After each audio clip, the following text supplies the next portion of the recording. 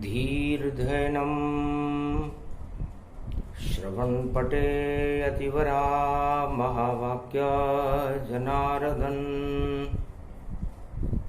सच्चिदानंद त्वं शरणं व्रजे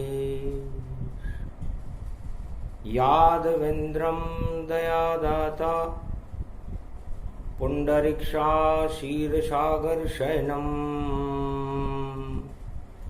कमलनयनम नमस्तुते नमामि श्रीहरि। धैर्य से जिसको धारण किया जाता है, कर्णपटवों से जिनका पान किया जाता है, ऐसे सच्चिदानंद भगवान श्री यादवेंद्र सरकार को मैं नित्य ही चिंतन करता हूं, नमन करता हूं। जिनको नमन करने से मंगलादि मंगल तो हो ही जाते हैं, साथ ही में बहुत बड़ा बल मिलता है मनुष्य। वाणी ब्रह्माणी करो वाणी पर नितवास, राम कथा वर्णन करूं पूर्ण कर मास। सिया राम मैं सब जग जानी, करऊं प्रणाम जोरी जुग पानी। कलयुग तुलसी दास ने और देखी कली की चाल। तुलसीदास घबरा गए और मानवता का काल। कलयुग को देखकर तुलसीदास जी घबरा गए। भगवान शंकर उमा जी से कहते हैं, त्राई त्राई होने लगी और प्रगटे तुलसीदास, और ईश्वर की वंदना और सत्य का किया प्रकाश। सबसे पहले जब रामचरितमानस लिखने का संकल्प बुधवार संमत 1600 में भगवान तुलसीदास ने मानवता की रक्षा के लिए, भारत की रक्षा के लिए, महामारियों से बचाने के लिए ईश्वर शक्ति मर्यादा पुरुषोत्तम राम को प्रणाम किया। कहा, महाराज हिम्मत में करता हूं और ये कलयुग की बेला है। चारों ही तरफ तप, चारों ही तरफ है दानवता और तुलसीदास अकेला है। महाराज इस संपूर्ण भारत में, मुगल साम्राज्य में मैं अकेला हूं और राम नाम की शक्ति का आह्वान करने का साहस कर रहा हूं। वट सावित्री है, इसलिए राम नाम की शक्ति से और मुझको वट दोताय, और ऐसी शक्ति बने रामचरितमानस जो कलयुग अमृत फैलाए, महामारी नहीं छू सके और पाप न बढ़ने पाए। राम शक्ति ऐसे बढ़े जैसे वटहूं वृक्ष बढ़ जाए। जैसे प्रलय में वट का वृक्ष बढ़ता है और संपूर्ण त्रिलोक को प्रलय से बचा करके सृष्टि की रचना करवा देता है, उस तरह ये रामचरितमानस कलयुग में वट वृक्ष हो, ऐसी मेरी भगवान राम के चरणों में कामना है। हंसे राम मर्यादा पुरुषोत्तम, अरे धन्य धन्य हनुमान, और धन्य ये तुलसीदास है और कर गया पूर्ण काम। चित्रकूट में बैठकर और वट सावित्री पाए, और देखो 10 का अंक पड़ा है, वट सावित्री आए। ये 10 का अंक पड़ा है। 10 इंद्रियों के विष को कहते हैं, और 10 जून को सूर्य ग्रहण है और आत्मा सूर्य को कहते हैं। और शनि कर्म को कहते हैं। तो हे हनुमान जी महाराज और हे उमा जी, भगवान शंकर फरमाते हैं कि 10 दिशाओं में सत्य का प्रकाश 10 जून से संपूर्ण विश्व में और भारत में फैलने लग जाएगा। और जो 10 इंद्रियों के भोगों ने जो महामारियां कलयुग में सारे संसार में प्रकट कर दी है, उसको ये सूर्य ग्रहण तपा देगा। और सूर्य वंश में राम जी हैं। और शनिदेव जो कर्मों के देवता हैं, जिनकी जयंती है, वह भी 10वीं राशि में बैठे हुए हैं, मकर राशि में बैठे हैं। और शनि कर्म भगवान। और 10 जून को जिनका है जन्मदिन और सूरज ग्रहण पड़ जाए तो रघुवंश पर ग्रहण है, सूर्य पर ग्रहण है। भारत में नहीं है, संपूर्ण विश्व की पाश्चात्य सभ्यताओं में ग्रहण है, जिसमें चीन, रूस, कनाडा ये प्रमुख हैं। तो जब विदेशों में ग्रहण पड़े और 10 जून हो और 10वीं राशि मकर में शनि देव हो, तो सारे योग कलयुग मिले और इनका काम तमाम। वट सावित्री अमावस्या है, जेठ कृष्ण पक्ष की मान, और वट सावित्री अमावस्या है। ऐसा योग सम्मत 1600 में भारत में पड़ा था, जब मुगल सल्तनत थी भारत में। और तुलसीदास कलयुग की काली मां को देखकर घबरा रहे थे और उस कलयुग की काली मां को मिटाने के लिए रामचरितमानस का अवतरण करने का संकल्प कर रहे थे। उस दिन वट सावित्री, सूर्य ग्रहण और शनि जयंती थी। और फिर कलयुग में ये दोबारा भारत में योग प्रगटाया है। ये सब ईश्वर की माया है, जिसे वाणी ने समझाया है। वाणी कोई कथा कहानी नहीं होती, ये तो जगदम्ब भवानी है। जब जब विष पड़ता भारत में, ये अमृत बरसा पानी है। जब जब भी विष की बौछारें होने लगती है कलयुग के पापों से, अधर्म से, दानवतावाद की नीतियों से, तो राम नाम का अमृत बरसाने के लिए जगदम्बा सरस्वती शारदा वीणा पुस्तक धारणी अपना कर्तव्य निभाने आती है। वाणी वेदों की भी मां है, और वेद दोनों एक ही काम करते हैं। वेद बीमार को ठीक करते हैं और वेद हमारे संस्कारों को ठीक करते हैं। वेद दोनों ही एक, और धर्म विज्ञान भी होता है एक।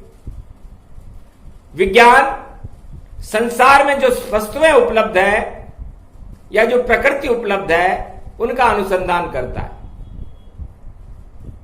और धर्म और भक्ति ईश्वर का अनुसंधान करते हैं। बस इतना सा फर्क है, क्योंकि विज्ञान आत्मा बना नहीं और किसी भी युग में पावेगा, पर भक्ति का अमृत भर जाए आत्मा तो ईश्वर से मिल जाएगा। तो कथा प्रसंग शुरू करते हैं। और वट सावित्री जान, और 10 के अंक में 1 है और आगे शून्य समान। तो है संसार वासियों, इस 10 की व्याख्या करते हैं और इस 1 की व्याख्या करते हैं, क्योंकि आज बुधवार है, गणेश जी का दिन है। और भगवान गणेश जो एक दंत हैं, एक दंत दयावंत दयाव्रत धारी, और मूसक पे सोहे देवा तेरी सवारी। एक दंत का मतलब शायद संसार जानता ना हो, क्योंकि मनुष्य के तो 32 दंत होते हैं और गणेश जी के 1 दंत है। और गणेश 33 करोड़ देवताओं के गणनायक हैं। तो फिर 1 दंत क्यों, 2 दंत क्यों नहीं? क्योंकि ऐरावत हाथी के मस्तक से और पुनः गणेश बनाया था।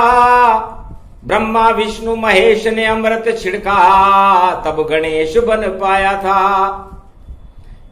2 दांत ऐरावत के और 5 सिरों गतिजान। ऐरावत के 5 सिर थे, तो जब उसका एक मस्तिष्क काटा गया तो एक ही दंत गणेश जी के आया। एक दंत तो राजा इंद्र के ऐरावत के ही रहा।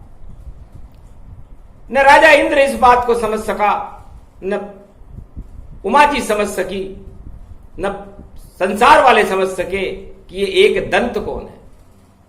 तो दंत किसे कहते हैं? जो जितनी भी दानव शक्तियां हैं उनका अंत कर दे, वो दंत है। और वह एक ही है, उसका नाम है गणेश, जो 33 करोड़ देवताओं की रक्षा तो करता ही है और संपूर्ण मानवता की रक्षा करके समस्त मानवताओं का कुमति से, सृष्टि से नाश कर देता है। क्योंकि जहां कुमति तह विपति विदाना और जहां सुमति तह संपत्ति नाना। तो ये एक दंत, जिस तरह ईश्वर एक होता है उसी तरह बुद्धि भी एक होती है, आत्मा भी एक ही होती है, और हम सब उस एकाकार में ही विलीन हो जाते हैं। ये आत्मा और परमात्मा का भेद बता रही है वाणी। और प्रसंग शुरू करते हैं। वट सावित्री बड़ा महत्वपूर्ण पर्व है। हमें उस एक ईश्वर की आराधना हमारी आत्मा में करना चाहिए, जैसे सावित्री ने की। सत्यमान उसका पति और निर्मल आत्मा जान, और उसके प्राण बचाने पहुंच गई नरक लोक गईयान।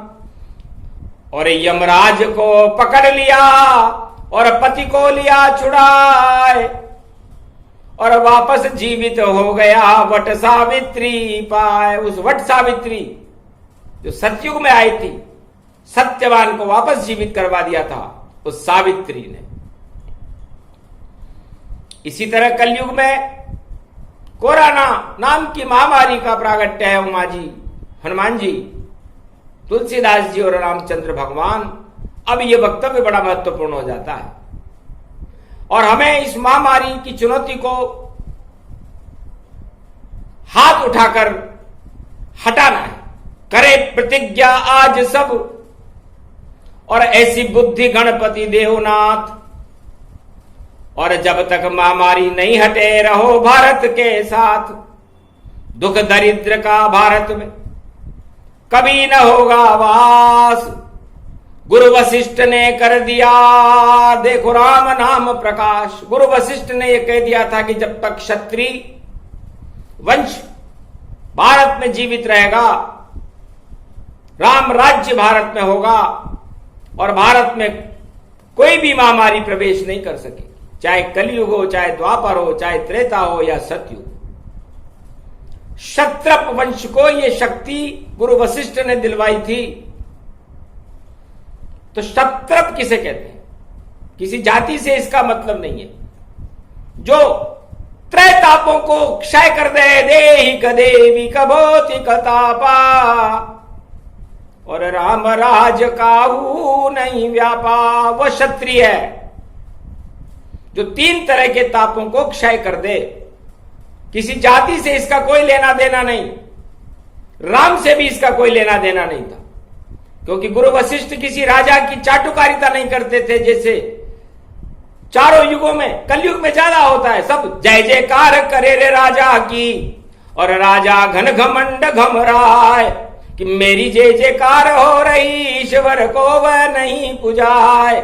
जय जयकार करो रे ईश्वर की, राजा बंटा ढार दिखाए। एक दिन सिंहासन हट जाए और राजा स्वर्ग धाम पहुंचाए। तो सत्य शक्ति ईश्वर को जानो, अमृत वही देत पिलाए।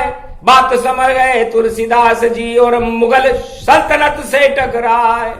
मुगल सल्तनत से टकरा गए तुलसीदास, क्योंकि मानवता में मच रहा और देखो हाहाकार।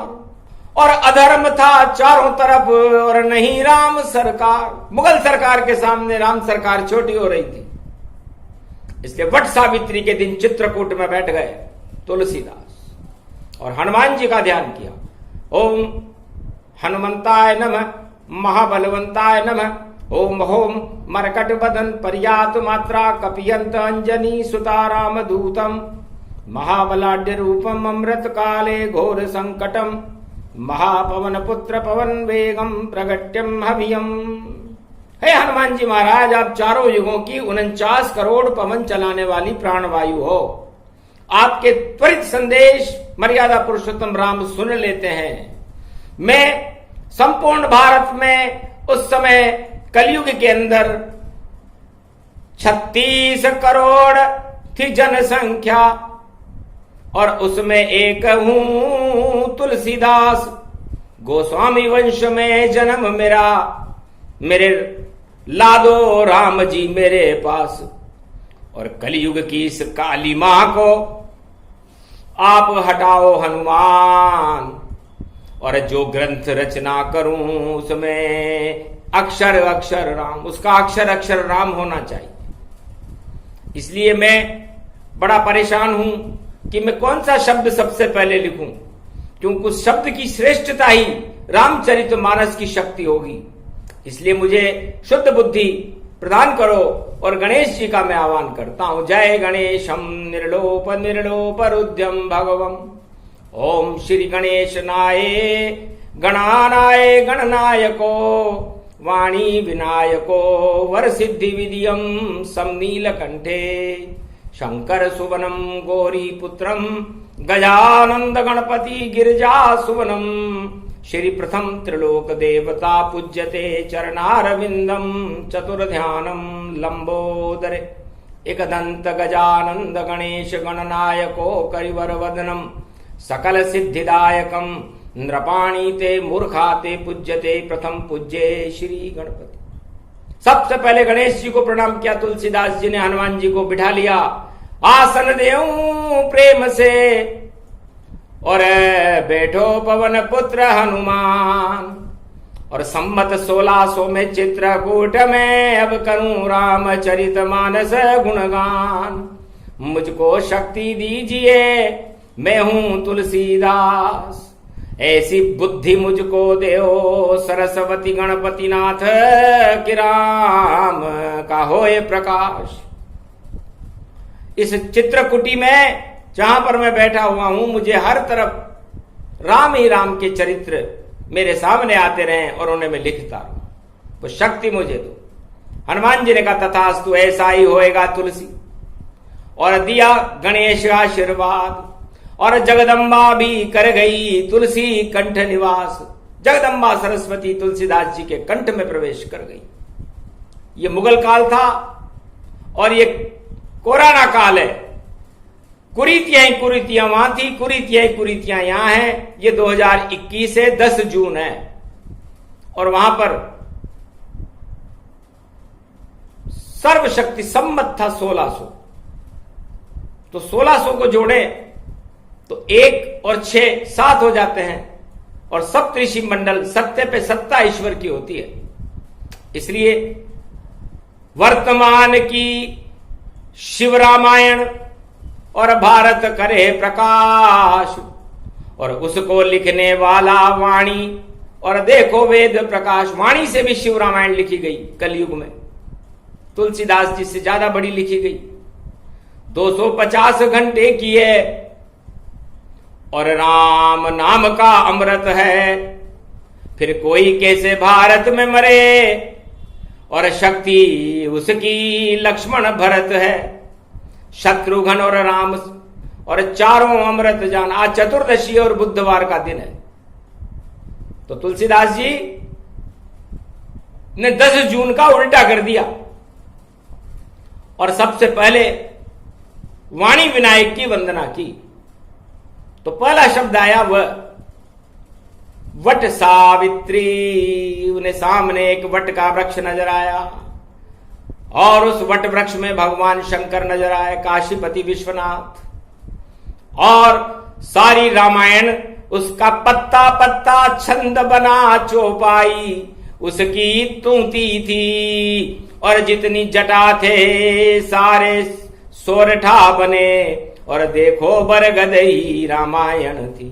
तो वट का वृक्ष बनी रामायण इस कलयुग के माय, और पहली वर्णा नाम अर्थ संघाना, सरस्वती ने प्रेरणा दी और तुलसीदास जी ने रामचरितमानस का पहला शब्द वह लिखा, वर्णा नाम अर्थ संघाना, जिसका वर्णन करना और जिसका अनुसंधान करना ईश्वर शक्ति की कृपा का ही फल है, वरना मनुष्य की तो कोई औकात नहीं जो रामचरितमानस में मर्यादा पुरुषोत्तम राम की चरित्र की चरित्रावली का वर्णन कर दे।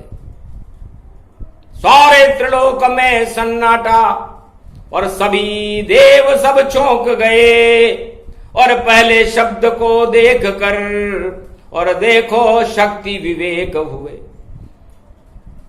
ये 10 जून है, अब वट सावित्री है, सूर्य ग्रहण है, और उसके अंदर शनि जयंती है और रामचरितमानस भी है।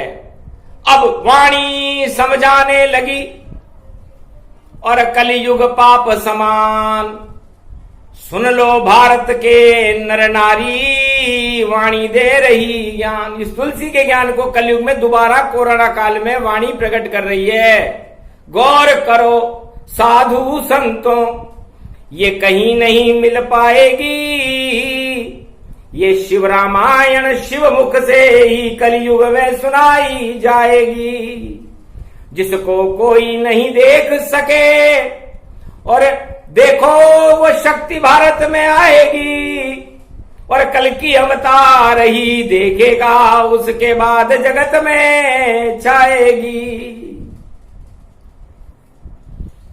तो है संसारवासियों, 10 जून का पहला शब्द एक है और उसके आगे शून्य है, मतलब ईश्वर एक है और जगत शून्य है, और वो 10 जून 2021 है।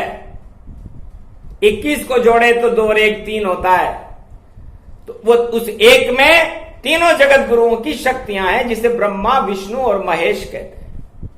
बाकी संसार की जितनी भी चतुराई है, चाहे वो सत्ता प्राप्ति के लिए हो, चाहे वो शक्ति प्राप्ति के लिए हो, या अमृत प्राप्ति के लिए हो, या सिद्धि प्राप्ति के लिए हो, या धन प्राप्ति के लिए हो, या राजताज प्राप्ति, या पुत्र संतान भवन, जो भी संसार की वस्तुएं हैं भोग है उनको प्राप्त करने के लिए हो, तो वो सारी चतुराइयां शून्य हो जाती है। इसलिए जब वो चतुराइयां शून्य हो जाती है, उस चतुराइयों को प्राप्त करने के लिए मनुष्य अधर्म की ओर बढ़ जाता है और महामारियों का दौर फैल जाता है। जब जब हो ये धर्म की हानि और बाड़े असुर अधम अभिमानी। तो कलयुग में इस समय अधर्म का बोलबाला है और धर्म की हानि हो रही है। इसलिए तुलसीदास जी की रामचरितमानस का पहले शब्द का वट सावित्री की पूर्व संध्या पर वाणी विवेचना कर रही है कि तुलसीदास जी धन्य है, जिन्होंने पहला शब्द वकार में लिखी थी रामायण और वकार में लय कर दी, और वह शब्दी की शक्ति थी जो सारे जगत में तुलसी ने भर दी। अब ये वह शब्द क्या है? कलयुग में कोरोना काल में तो 10 जून आया, एक के बाद शून्य आया, लेकिन तुलसीदास जी ने मुगल काल 1600 संवत में इसका उल्टा था। वहां वट सावित्री 1 तारीख को आई थी, तो 0 1 पहले आया और 1 बाद में आया।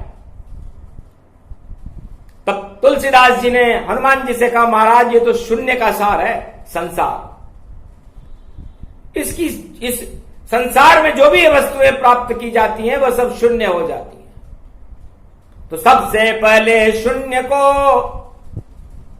और सत्य बना दो नाथ, और ईश्वर शक्ति एक है और करो कृपा रघुनाथ। उस शून्य पर जब तक रघुनाथ जी की कृपा नहीं होगी तब तक मैं रामचरितमानस लिख नहीं सकूंगा। तो वट सावित्री का पहला शब्द व से शुरू होता है।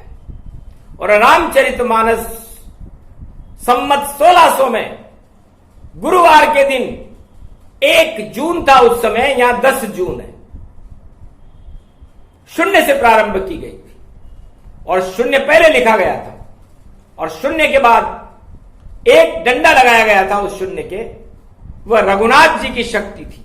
एक ईश्वर, एक ही ब्रह्म, एक ही रूपा, निराकार का ज्योति स्वरूपा, तब जाकर शब्द बना था वह। बस पूरी रामायण बनी इसी शब्द के साथ। अरे वर बन गई हैं राम जी और वधू जानकी नाथ। तो सबसे पहले वह शब्द प्रकट हुआ। विष्णु का पहला शब्द वह है, विष्णु। और ब्रह्मा का पहला शब्द भी वह है, ब्रह्मा। उसमें आधा रकार लग जाता है। और शिव का अंतिम शब्द वह है, क्योंकि शिव प्रलय करते हैं। तो ब्रह्मा विष्णु महेश सब और वह में रहे समाय। गुरुर ब्रह्मा गुरुर्विष्णु गुरुर्नाम महेश्वरा। तीनों जगत गुरुओं को वह शब्द लिख करके भगवान तुलसीदास ने प्रणाम किया। और रामचरितमानस का पहला अक्षर 1 जून संवत 1600 में जब रामचरितमानस लिखने लगे तो यह वह शब्द लिखा गया था, वर्णानाम संगानाम। अभी वाणी काली वह पर बोलेगी, शून्य पर बोलेगी। विवेकानंद इस शून्य पर शिकागो में बोलने आए थे, जो रामकृष्ण परमहंस के शिष्य थे। उसके पहले तुलसीदास बोल गए थे। इस शून्य से सार है मृत्यु लोक, इसमें तो सब मृत रहते हैं और जीवन उसमें है राम शक्ति। ये तुलसीदास जी कहते हैं कि मरा मरा जपा वाल्मीकि सतयुग पंपापुर जान। और राम राम वह बन गया रामायण गतिमान। सतयुग में मरा मरा शब्द बोला गया था, मतलब वाल्मीकि ने मैं शब्द लिखा। और वाल्मीकि रामायण की रचना ही सबसे बड़ी रचना है। सबसे पहले रामायण वाल्मीकि ने सतयुग में पंपापुर में लिखी थी, जो भील जाति में थे। और 1600 संवत में कलयुग में रामायण रामचरितमानस तुलसीदास जी ने लिखी, जो गोस्वामी थे। और उसके बाद भारत में शिव रामायण का प्रागट्य हुआ, जिसे वाणी से लिखा गया। तो उस शून्य को और एक से जोड़ने पे वह बना।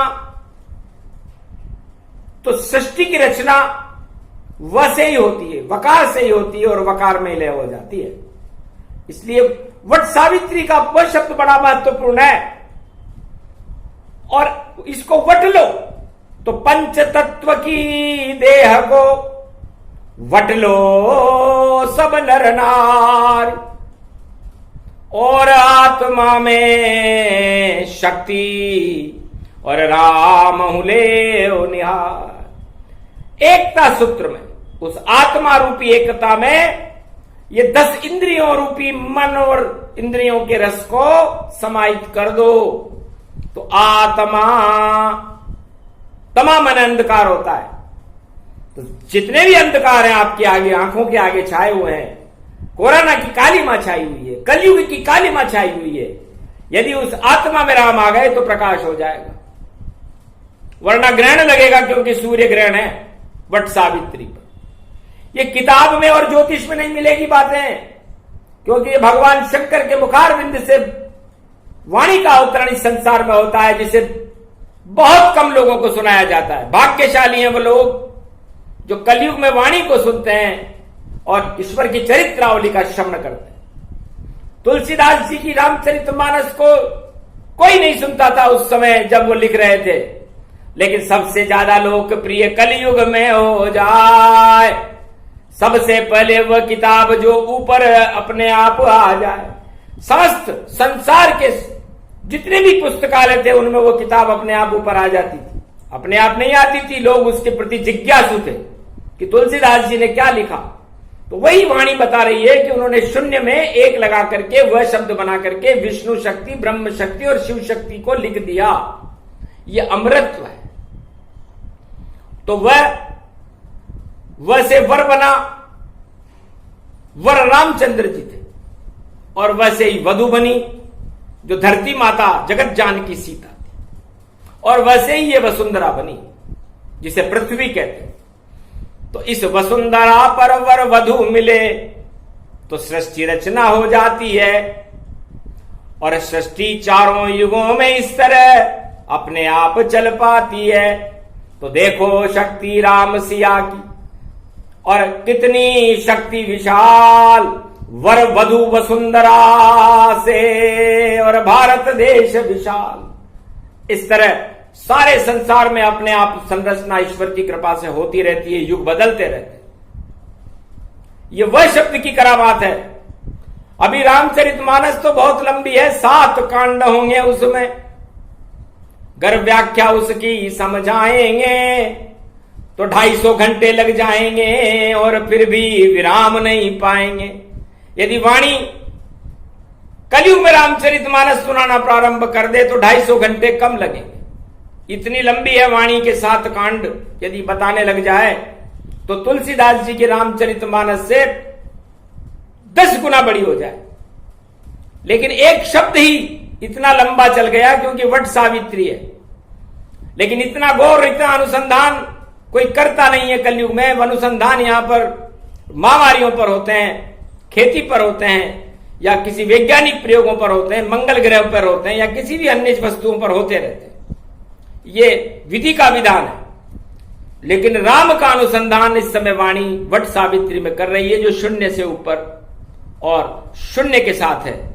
इसलिए हे संसार वासियों, इस कोरोना काल में आप खुद निर्णय लो कि आप शून्य होना चाहते हो या उस एक ईश्वर से मिलना चाहते हो, क्योंकि सारा जगत ही शून्य हो रहा इस कलयुग के माय, क्योंकि राम कृपा दिखती नहीं और जगत शमशान दिखा। ये सारा जगत शमशान हो रहा है, शून्य हो रहा है, और राम कृपा कहीं दिखाई नहीं देती।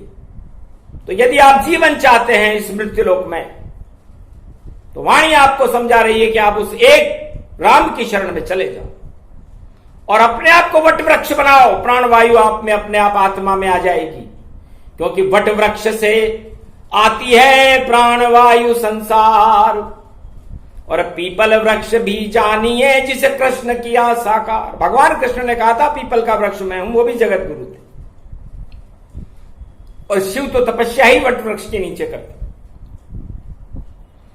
वृक्ष को भी छोड़ दो, भी संगम तट पर भी यह वट वृक्ष है जो प्रलय काल में हरा होता है, जिस पर 3 पत्ते खिलते हैं। उस पर ब्रह्मा विष्णु महेश वापस सृष्टि की रचना करते हैं। तो आपकी आत्मा में भी वात पित्त और कफ, इस मरे हुए पंच तत्व के 3 पत्ते हैं। इन पर संतुलन स्थापित करो तो महामारियां समाप्त हो जाएंगी। और इसको बटो और इसको रटो और पापों से दूर हटो, काम वासना से दूर हटो, तो शक्ति तुम्हें मिल जाएगी। और वर्णा नाम संघाना विष्णु ब्रह्म शिव की शक्ति और इस आत्मा में प्रगटाएगी। तो प्रबल करो सब आत्मा जैसे तुलसी की। एक शब्द पहले लिखा रामायण रच दीन। ऐसे तुलसीदास जी ने पहला शब्द लिख करके, यदि मैं इसकी व्याख्या करूं, वह शब्द पर वाणी बोलने लग जाए तो खाली वह शब्द में ही 72 घंटे लग जाएंगे, क्योंकि शून्य निराकार स्वरूपा और शू सदबुद्धि नयन गति रूपा। तो सबसे पहले काम वासनाओं को, भोगों को, इंद्रियों के रसों को शून्य कर लो। और ये आज से ही प्रारंभ कर दो, कल है ये वही हो। सारे 33 करोड़ देवता ब्रह्मा विष्णु महेश कल भारत में रहेंगे और भारत के घर घर में भ्रमण करेंगे और कोरोना को हटा करके वापस बैकुंठ को जाएंगे। ये प्रतिज्ञा है। और जब ईश्वर शक्तियां प्रतिज्ञा करती है तो उसे करके दिखाती है, क्योंकि असंभव को संभव हनुमान जी कर देते। संजीवनी बूटी कितनी असंभव थी, लेकिन हनुमान जी लेकर के आ गए। प्राणवायु का चलना हनुमान जी के ऊपर है, क्योंकि 49 करोड़ पवन शक्ति के मालिक हैं। और लंका में आग लगा करके आ गए, जो अधर्म की लंका थी। असंभव काम था। राम मुद्रिका सीता को देकर के आ गए, घोर असंभव काम था। श्वेत बंधु रामेश्वर बांध दिया, असंभव था। तो कोरोना रूपी महामारी को भारत से और संपूर्ण संसार से हटाना हनुमान जी के लिए संभव है। और इसीलिए वट सावित्री की पूर्व संध्या पर बुधवार की बेला में गणेश जी की साक्षी में वाणी भी वह शब्द का आह्वान भारत में कर रही है कि वरुण विष्णु का शक्ति रूप है और अमृत दे बरसाए, और विष्णु वहां पर नहीं चलता है, देखो शेष को जाए। शेष शैया का चित्र देखे सारे भारतवासी। वहां पर क्षीर सागर में अमृत रहता है और उस अमृत में एक सांप रहता है, शेषनाग, जिसके ऊपर भगवान विष्णु और लक्ष्मी शयन करते हैं। तो सोचो, सांप अमृत में रहे तो वो अमृत क्या जहर नहीं बनेगा? लेकिन नहीं बना वह कवि जहर, और शेषनाग स्वरूप और सौ फूकारे मारे पर विषय रहता है दूर।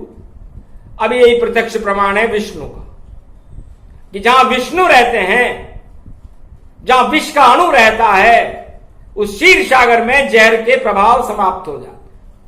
तो आपकी आत्मा को क्षीर सागर बनाकर उसमें विष्णु को प्रकट करो, तो काम क्रोध मद लोभ की वासनाओं के शेषनाग आपकी शरीर में और इस पंच तत्व में जहर नहीं फैला सकेंगे, और क्षीर सागर का अमृत आपके जीवन को प्रबल कर देगा।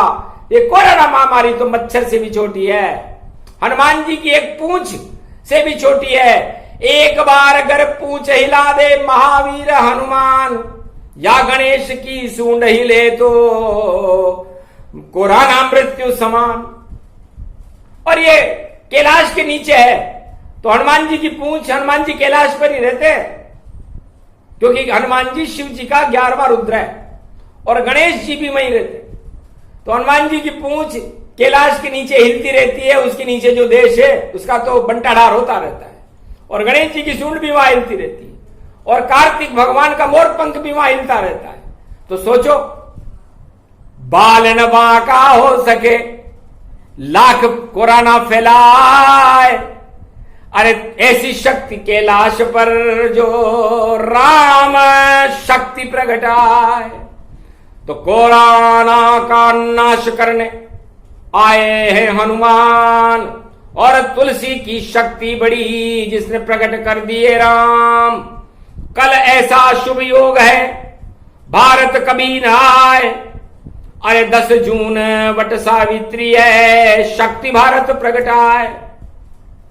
तो वह शब्द की व्याख्या सूक्ष्म दई सुनाए, इस प्रसंग जो सुने कोई तो अमर भारत हो ही जाए, अमर हो नर नारी सब। जो जीवन उतरे ता इस प्रसंग को जीवन में उतार लेना। ये शून्य का प्रसंग है, और इस शून्य को एक से जोड़ देना, क्योंकि आप लोग शून्य हो। संसार की 7.25 अरब आत्माएं शून्य हैं। जब तक वो उस एक से नहीं जुड़ेगी वो मृत ही रहेगी, और एक से जुड़ने के बाद वो वह बन जाएगी और विष्णु का स्वरूप हो जाएगी। तो जीवन विष्णु है और भोग शून्य है, तो इन भोगों को शून्य करके ईश्वर की तरफ बढ़ो। ये प्रेरणा वाणी कलयुग में बुधवार को, चतुर्दशी को, ज्येष्ठ मास में वट सावित्री के महापर्व पर दे रही है भारतवासियों, इसे सुनाओ। और यहां पर उन सब वस्तुओं को जो आप अपनी भावनाओं में भर करके और अपने जीवन का त्याग कर रहे हो, मोह को छोड़ दो, क्योंकि वो आपको मिलने वाली नहीं है। मिलेगी वही जो आपके भाग्य में भगवान ने लिखी है, और उसे लेने के लिए आपको पुरुषार्थ करना पड़ेगा, और पुरुषार्थ से ही संसार में मानवता का कल्याण होता है, भोग भोगने से नहीं। तो पुरुषार्थ बिन जीव दुखारा, देव देव आलसी पुकारा। इसलिए देव देव पुकारने से अच्छा है कि आप अपनी काम वासनाओं को अपने शरीर से दूर करके और ईश्वर शक्ति की आह्वान करके अपनी आत्मा को प्रबल करो। और इस कोरोना महामारी को हम हमेशा हमेशा के लिए संसार से हटा रहे हैं। ये ईश्वर शक्ति की चुनौती है, और इसे जो टकराएगा वो ईश्वर शक्ति से टकराएगा। इसे सावधान रे चीनड़ा और चपल चंचाल, अरे गिरी पाक बन खा जाएंगे पाक चीन का हाल। गिरी पाक श्री कृष्ण को और आता बहुत पसंद। और गिरी गिरी है कैलाश गिरी और पाक चीन के संग। पाक चीन की मित्रता हो जाएगी भंग और कोराना हट जाएगा बरस राम के रंग। इस कारण ये वाणी कलयुग में वाणी रही सुनाए। अरे छोटा सा ही प्रसंग था, इसे सुने अमर हो ही जाए। अमर कथा के अंश है जिसको भगवान शंकर की वाणी से कलयुग में पहली बार मानवता की रक्षा के लिए सुनाया गया, दानवता को नाश करने के लिए सुनाया गया। हे कलयुग के वासियों, आपका कल्याण हो। कलयुग की कालिमा और कोरोना की महामारी से आपका बचाव हो। भगवान आपको इस महामारी से मुक्त कर दे, ये प्रार्थना हम भगवान मर्यादा पुरुषोत्तम राम से वाणी करती है। राम कृपा हो गई अपारा और बहने लगी अमृत की धारा। जगत रूप विख्यात है बट सावित्री होय। जो भी सुने ये प्रसंग तो अमर रूप गति होय। जय श्री राम।